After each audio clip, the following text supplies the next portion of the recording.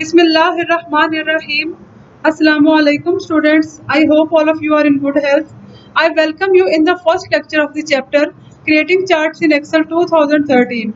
In today's lecture, we will learn about that what is a chart, how is it useful, how we can create a chart, and what are its different types. So let's start.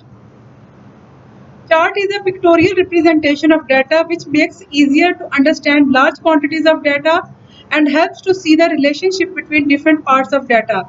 Of course, this pictorial representation is really meaningful for us. We become able to understand large quantities of data and at the same time are able to see the relationship between different parts of data. Creating a chart. Let's see how we can create a chart. You can see in this sheet a table is given.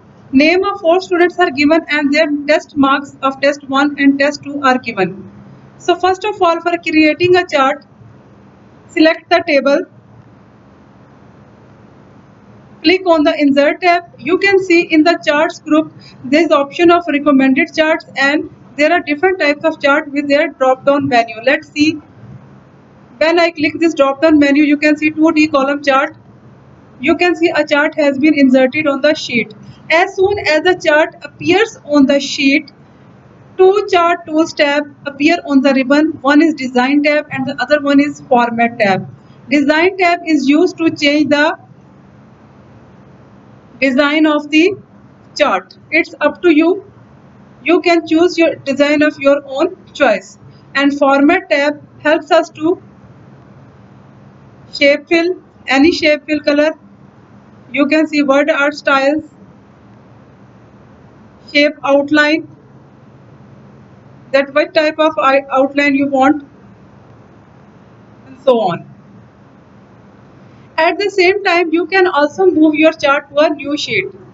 Click on the design tab. You can see in the location group move chart option is available. Click on move chart. A move chart dialog box appears. New sheet. It is your column chart.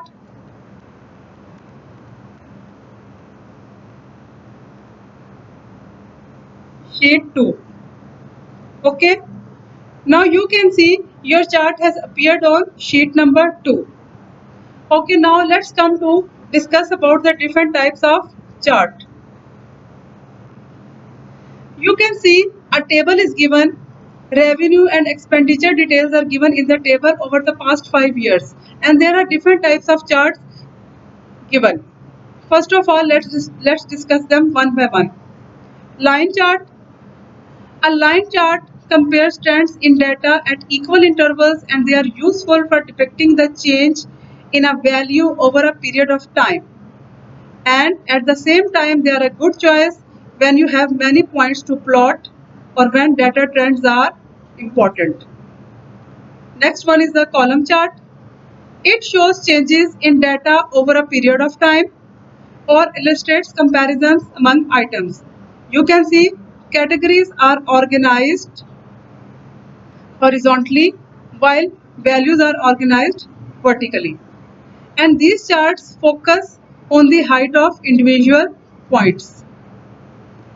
3D stacked column chart shows the part to a whole. This blue portion is showing the revenue of the company and this red portion is showing the expenditure. Bar chart. It illustrates comparisons among individual items. Categories are organized vertically and values horizontally and it can be described as a column chart but it is drawn sideways.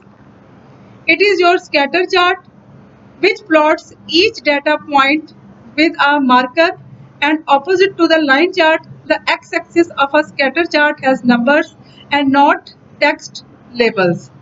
So x-axis tick marks are spaced according to their values and these are useful to plot relationship between linked sets of numbers like height, weight and price and sales.